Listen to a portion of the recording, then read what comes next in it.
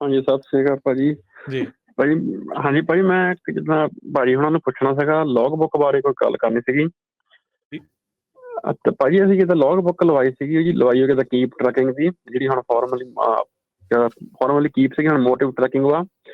ਤੇ ਸਾਡੇ ਜਿੱਦਾਂ ਹਾਂਜੀ ਭਾਜੀ ਦੋ ਤਿੰਨ ਟਰੱਕ ਜਿੱਦਾਂ ਨਾ ਟੋਟਲ ਹੋ ਗਏ ਨਾ, 2 ਟਰੱਕ ਟੋਟਲ ਹੋ ਗਏ, ਜਿੱਦਾਂ ਅੱਗ ਲੱਗ ਗਈ ਰੋਡ ਤੇ ਉਹਨਾਂ ਨੂੰ। ਤੇ ਮੈਂ ਉਹਨਾਂ ਨੂੰ ਫੋਨ ਕਰਕੇ ਕੀਪ ਟਰੈਕਿੰਗ ਵਾਲਿਆਂ ਨੂੰ ਕਿਹਾ ਵੀ ਮੈਂ ਕਿਹਾ ਮੇਰੇ 2 ਟਰੱਕ ਤੁਸੀਂ ਲੌਗ ਬੁੱਕ ਤੋਂ ਲਾ ਦਿਓ, ਵੀ ਹੁਣ ਟੋਟਲ ਹੋ ਗਏ ਆ $100 ਮਹੀਨੇ ਦਾ ਅਸੀਂ ਪੇ ਕਰ ਰਹੇ ਹਾਂ ਇੱਕ ਟਰੱਕ ਦਾ। ਤੇ ਮੈਂ ਉਹਨਾਂ ਨੂੰ ਕਿਹਾ ਤੁਸੀਂ ਸਾਡੇ 2 ਟਰੱਕ ਇਹ ਲਾ ਦਿਓ।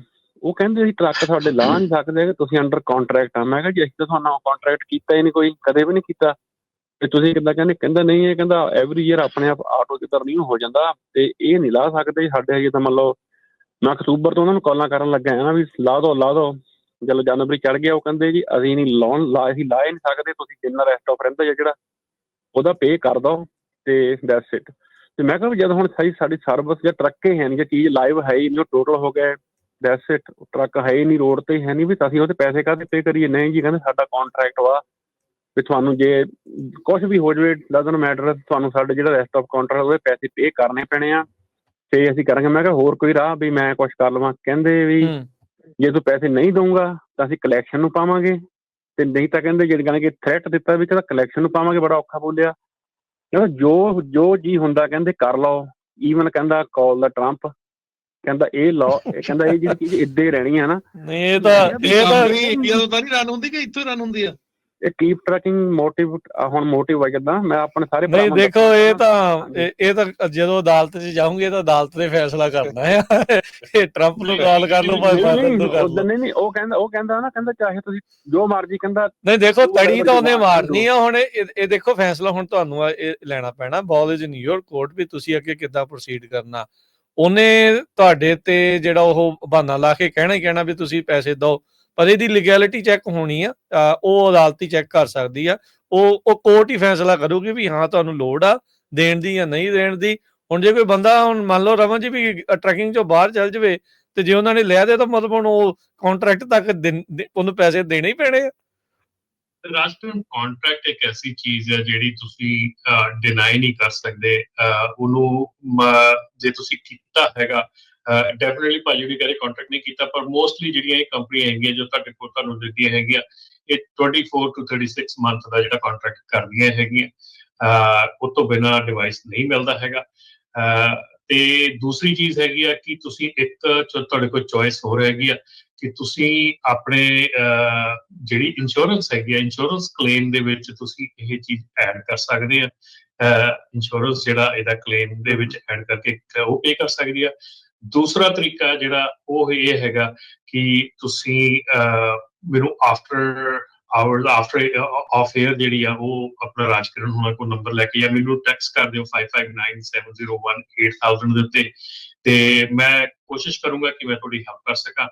ਟਰਾਈ ਕਰੂੰਗਾ ਕਿ ਉਹਨਾਂ ਨੂੰ ਜੇ ਆਪਾਂ ਡਾਇਰੈਕਟਲੀ ਈਮੇਲ ਕਰਕੇ ਆਪਾਂ ਕੋਈ ਗੱਲ ਕਰ ਸਕਦੇ ਹੈਗੇ, ਤੇ I'll try to see if I can help ਜੀ। ਨਹੀਂ, ਜਿੱਦਾਂ ਕਾਂਟਰੈਕਟ ਦਾ ਭਾਜੀ ਤਾਂ ਮੰਨ ਲਓ ਮੰਨੀਏ ਅਸੀਂ ਜਿਹੜੀਆਂ ਡਿਵਾਈਸਾਂ ਲਈਆਂ ਆਪ ਫਰੰਟ ਪੇ ਕੀਤੀਆਂ, ਕਿਉਂਕਿ ਅਸੀਂ ਕਾਂਟਰੈਕਟ ਲਾਈਕ ਨਹੀਂ ਕਰਦੇ ਕਰਨਾ। ਕਿੱਦਾਂ ਜਿੱਦਾਂ ਆਤਵਾ ਵੀ ਆਪਣੀ ਚੀਜ਼ ਹੀ ਬਾਏ ਕਰ ਲਓ, ਉਹਨਾਂ ਕੋਲ ਬਾਏ ਕੀਤੀਆਂ, ਬਾਅਦ 'ਚ ਇਕੱਲਾ ਸੋਫਟਵੇਅਰ ਖਰੀਦਿਆ ਨਾ, ਜੋ ਵੀ ਜਿਹੜਾ ਸੋਫਟਵੇਅਰ ਚੱਲਦਾ ਉਹਦੇ ਪੈਸੇ ਪੇ ਕਰੀ ਜਾਂਦੇ ਫਾਈਨ ਨਾ। ਤੇ ਉਹ ਮਰ ਜਾਣ ਕਿ ਇੰਨੇ ਬੰਦਿਆਂ ਨਾਲ ਗੱਲ ਕਰ ਲਈ। ਮੈਂ ਕਿਹਾ ਵੀ ਆਪਣੇ ਕਿਸੇ ਸੀਓ ਨਾਲ ਕਿਸੇ ਨਾਲ ਗੱਲ ਕਰਾ ਦਿਓ ਵੀ ਜੇ ਮੈਂ ਕਿਹਾ ਬੰਦਾ ਇਹ ਮਰ ਜਾਵੇ ਫਿਰ ਪੈਸੇ ਕਿੱਥੋਂ ਦੇਣੇ ਸਾਨੂੰ, ਹੈ ਨਾ? ਤੇ ਟਰੱਕ ਹੈ ਨਹੀਂ, ਲਾਈਵ ਹੈ ਨਹੀਂ, ਤੇ ਨਾ ਅਸੀਂ ਚਾਹੁੰਦੇ ਕਿ ਅਸੀਂ ਆਪਣਾ ਅਕਾਊਂਟ ਬੰਦ ਕਰ ਰਹੇ ਹਾਂ।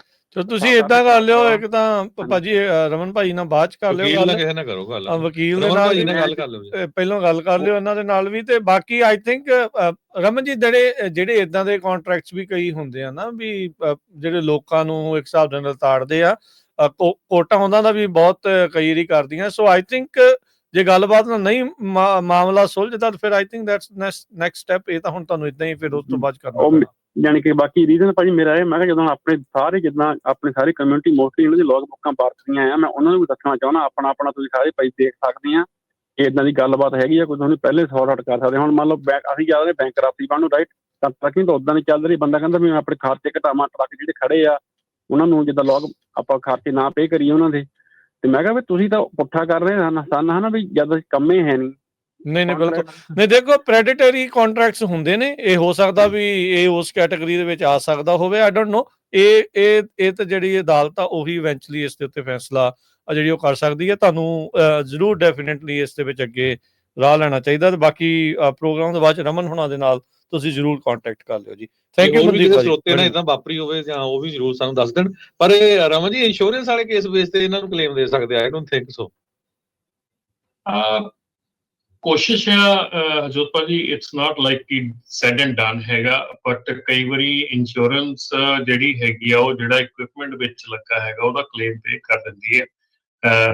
ਪਰ ਇਕਵਿਪਮੈਂਟ ਤਾਂ ਇਹਨਾਂ ਦੇ ਕੋਲ ਹੀ ਆ ਨਾ, ਉਹ ਤਾਂ ਜੇ ਚੋਰੀ ਹੋਵੇ ਤਾਂ ਹੋ ਸਕਦਾ ਜਾਂ ਹੋਰ ਸੜ ਗਿਆ ਨਾ, ਡੈਮੇਜ ਵੀ ਹੋ ਸਕਦਾ ਕਿਉਂਕਿ ਟਰੱਕ ਟੋਟਲ ਹੋ ਗਿਆ। ਜੀ ਚਲੋ, ਸੋ ਕਈ ਚੀਜ਼ਾਂ ਨੇ, ਕਈ ਕੁਛ ਜਿਹੜੀਆਂ ਹਰ ਵਾਰੀ ਕੋਈ ਨਾ ਕੁਛ ਨਵੀਂ ਚੀਜ਼ ਜਿਹੜੀ ਉਹ ਬਣ ਜਾਂਦੀ ਹੈ, ਸੋ ਦੇਖਣਾ ਪੈਂਦਾ ਕਿੱਥੇ ਤੱਕ ਜਾਂਦੀ ਗੱਲ।